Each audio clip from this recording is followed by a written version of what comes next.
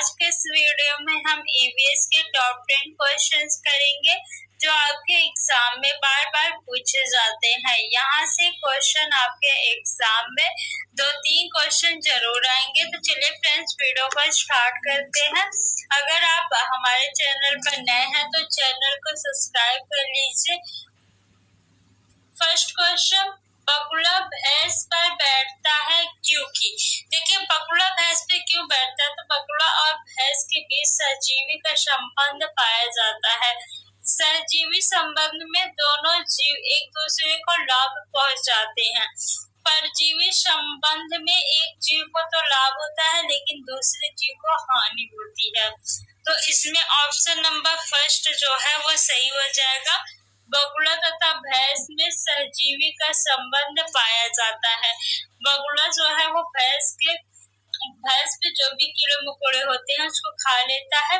इससे भैंस को कीड़े मकोड़े से मुक्ति मिलती है और बगुला का पेट भर जाता है। वर्ली एक पारंपरिक कला का प्रकार है। वर्ली नामक स्थान किस राज्य में है? तो वर्ली नामक स्थान जो है वो आपके महाराष्ट्र राज्य में है। Option number A is right. सीढ़ीदार कुएं अथवा बावली से संबंधित निम्नलिखित कुछ कथन दिए गए हैं।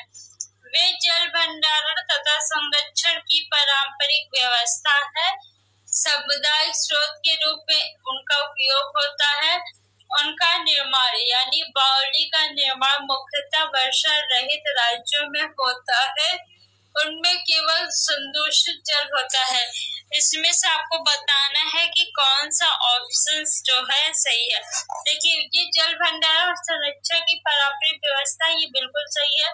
सामुदायिक स्रोत के रूप में उनका प्रयोग होता है, ये भी सही है। बावली या सीढ़ीदार कुएं का प्रयोग सामुदायिक स्रोत के रूप में होता है।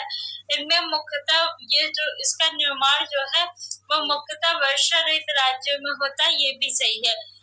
उनमें केवल संदूषित जल होता है, ये आपका जो है गलत है। इसमें हमेशा गंदा जल ही नहीं होता है। ठीक है, ये तो ऑप्शन पहला, दूसरा, तीसरा आपका सही है।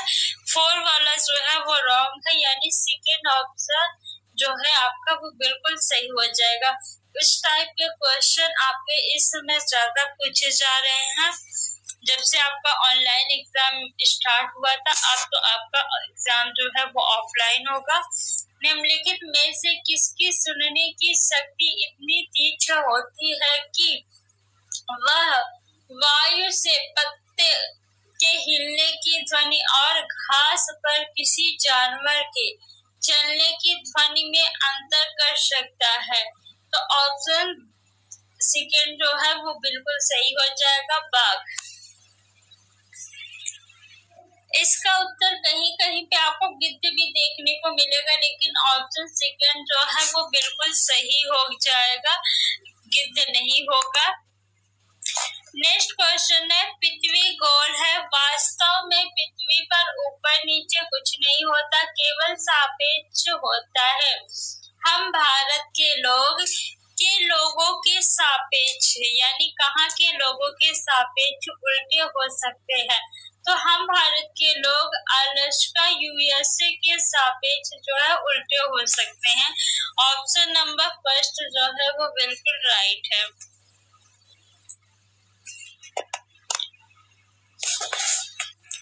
मच्छरों के प्रजनन की रोकथाम के लिए ठहरे पानी पर तेल डालने की सलाह दी जाती है। ऐसा इसलिए क्योंकि देखिए, जहाँ भी पानी इकट्ठा हो वहाँ पे आपको तेल डाल देना चाहिए पानी में। इससे क्या है कि तेल डालने से उस ऊपर एक परत जम जाती है तेल की, और नीचे ऑक्सीजन की आपूर्ति जो है वो बंद हो जाती है, जिससे मच्छरों का जो प्रजनन है वो थम जाता है।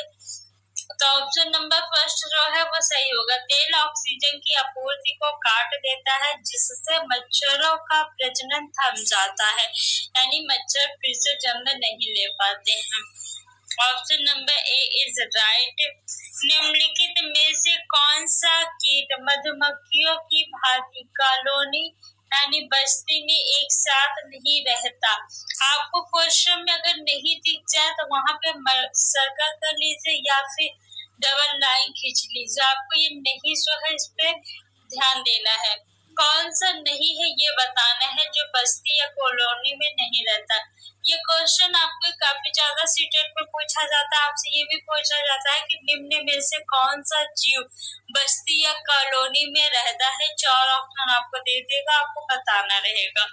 यहाँ पे आपको बताना है कौन सा नहीं रहता। ततैया और बर्रे जो है ये बस्ती और कॉलोनी में रहते हैं। चींटी भी आपने देखा होगा, चींटी जब भी जाते हैं तो कैसे जाते हैं, समूह में जाते हैं ना।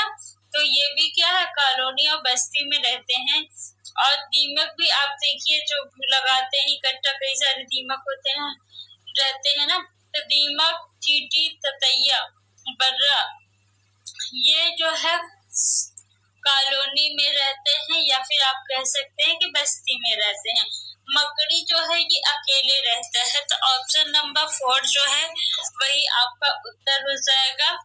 नेक्स्ट क्वेश्चन, राष्ट्रीय पाठचर्या की रूपरेखा 2005 के अनुसार निम्नलिखित में से कौन सा एक पर्यावरण अध्ययन की विषय वस्तु थीम है।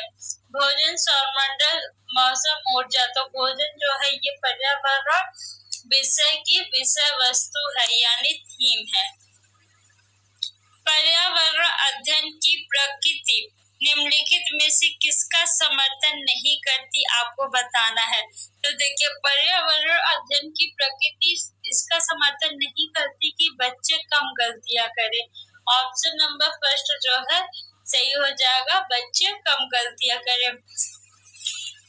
तो फ्रेंड्स आज का ये लास्ट क्वेश्चन है, प्राथमिक स्तर पर पर्यावरण अध्ययन में समुदाय सीखने सिखाने का एक महत्वपूर्ण संसाधन है क्योंकि यह एक बहुत सस्ता संसाधन है, यह आसानी से उपलब्ध होने वाला संसाधन है, इसमें समझदार और बुजुर्ग व्यक्ति होते हैं, यह वास्तविक स्थितियों में सीखने के अवसर उपलब्ध कराता है।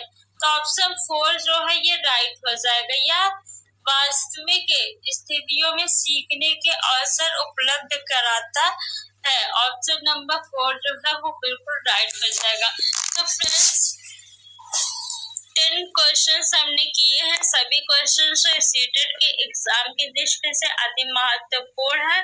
बार बार ये क्वेश्चन सीटेट में रिपीट हुए हैं। वीडियो अच्छा लगा हो तो वीडियो को लाइक, शेयर और चैनल को अभी तक सब्सक्राइब नहीं किया तो सब्सक्राइब कर लीजिए। Thanks for watching.